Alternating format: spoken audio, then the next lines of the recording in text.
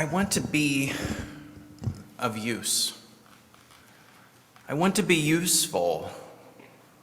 I want to be like the person in the poem that Pat just read, the one who submerges themselves in the task, who joins in a line when the fire needs to put out. I want to stand in that line holding the sloshing bucket as it passes from one person to the next. Whatever the contemporary version of that old-fashioned fire line would be, I want to be in it.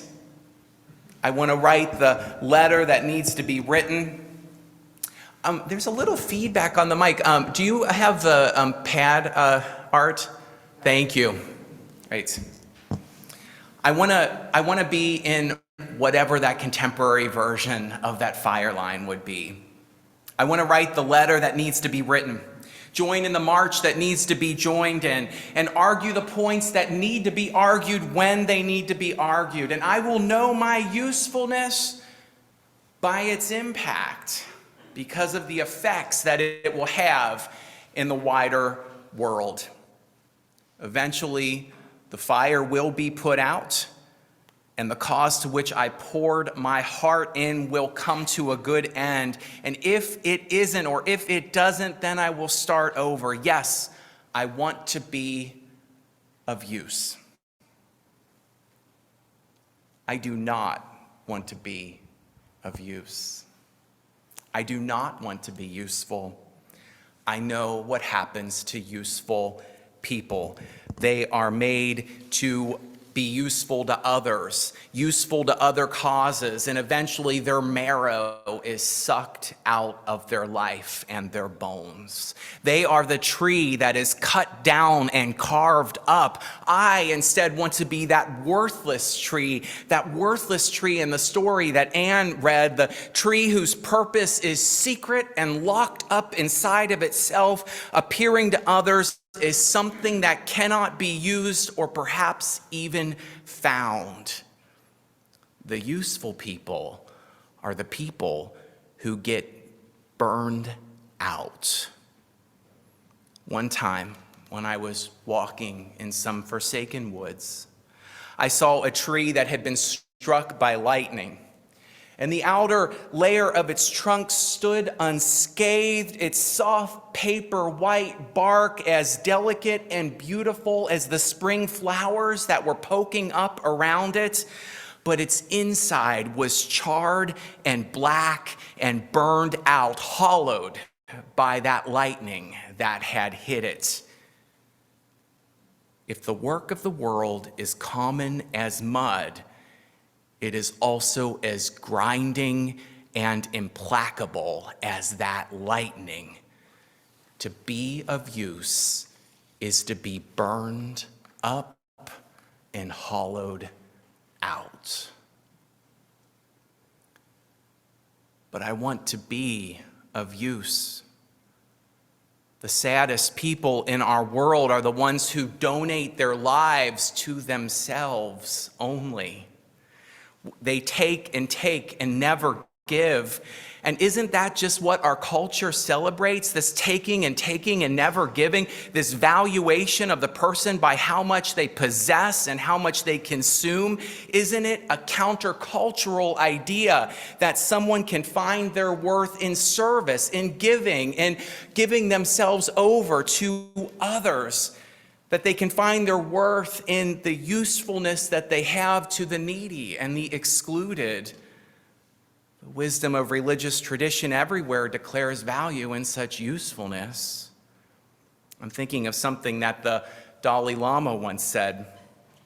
He said that to be happy is to be useful. To be happy is to be useful.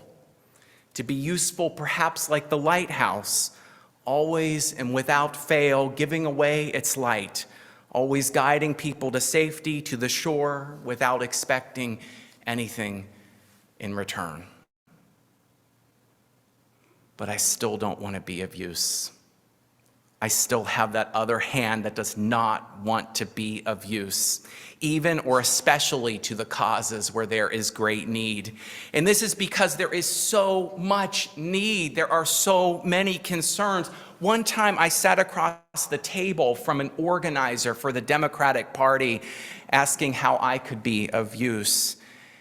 And I could have sworn that I saw behind his brown eyes yellow ones, the eyes of a wolf, hungry and ready to scavenge.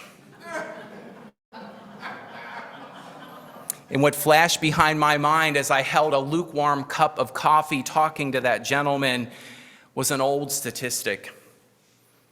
It says that the average participation of an activist in the causes that they say they care about is 1 to 2 years before retreating from the work completely. Perhaps this is why the Trappist monk Thomas Merton wrote, "To allow oneself to be carried away by the multitude of conflicting concerns, to surrender to too many demands, to commit oneself to too many projects, to want to help everyone and everything, that is to succumb to violence. The frenzy of our activism neutralizes our work for justice." Reproductive freedoms, migrant needs, LGBTQ+ rights, rising fascism and anti-democratic politics, anti-racism, climate change. Sometimes I feel my core hollowing out just thinking of all of them, just knowing that there is so much to do and that whatever contribution that I have to make to those causes, it is going to be such a little glimmer in such a dark night. Sometimes I want to be less the lighthouse and more the person who burrows down into the bunker. To be of use, to not be of use. I want both. I want neither. That is where I find myself these days as we're bridging into 2024 and the news stories are rising anxiety in me. I want to be of use. I don't want to be of use.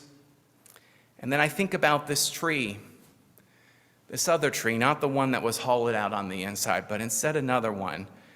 It was one that I once saw out in Oakland, California. It was back when I was living there. It was thought that all of the old growth redwoods in Oakland had been cut down. The hulking giants had been turned into houses and to furniture long ago. None were thought to be left until someone discovered Survivor, a tree that grew alone out on a jagged peak. It was shorter than most of the other old-growth redwoods and higher on a hill, which must have rendered it useless to the loggers. And perhaps they even walked by it, cursing it, thinking of it as a worthless tree. Perhaps they even tried to reach it, but couldn't, and so they wrote it off as useless. I wonder if any of them ever dreamt of it. I wonder if in such a dream it came to speak its truth, that in its apparent worthlessness it had become of supreme worth to itself. And perhaps in locating that supreme worth, it found its own way to be useful to itself and also to others, but a use that was undreamt of by loggers, a use that didn't use it up. After all, I can only imagine that the birds of the air built nests in its branches. It was of use, but it wasn't used up. Within that tree lies the secret, I think. The secret is finding this deep sense of self-worth that sense that is untapped and unimpinged by others. And then from that deep place of worth, one can find ways to give and to be useful, not because we have to be, but because it deepens the inexhaustible well of our worth. And that is the vision that I have for our religious community here at North Shore Unitarian Church, that it is a place where we are loved for exactly who we are and not what we bring, not what we can do for this community or do for others, but exactly for who we are, where our worthiness is a given and humanity, life, and connection are cherished above all else. Here we are loved for who and what we are. And then from that place of deep love and worth, we find ways and places where we can choose to make a difference, where we can give of ourselves to this place in ways that don't hollow us out, but rather fill us up, fill us to the brim, overflow our edges. And as we celebrate our new members and kick off our pledge drive today, I want to offer that as the vision for this religious community. Here you are loved and you are worthy of love, and here you can give from that place of deep worth and love in a way that solidifies and expands the meaning that you find in this life, on this journey. I'm going to close today with a poem from Mary Oliver. It's called "When I Am Among the Trees." When I am among the trees, especially the willows and the honey locusts, especially the beech, the oaks, and the pines, they give off such a hint of gladness. I would almost say that they save me in daily. I am so distant from the hope that I have for myself, in which I have goodness and discernment and never hurry in the world. I can never seem to do that. I can never seem to walk slowly and bow often. But around me, the trees stir in their leaves, and they call out to me, "Stay a while." And then light flows through their branches, and they call again and again. It's simple, they say, and you too have come into the world to do just this, to go easy, to be filled with light, and to shine that light for others.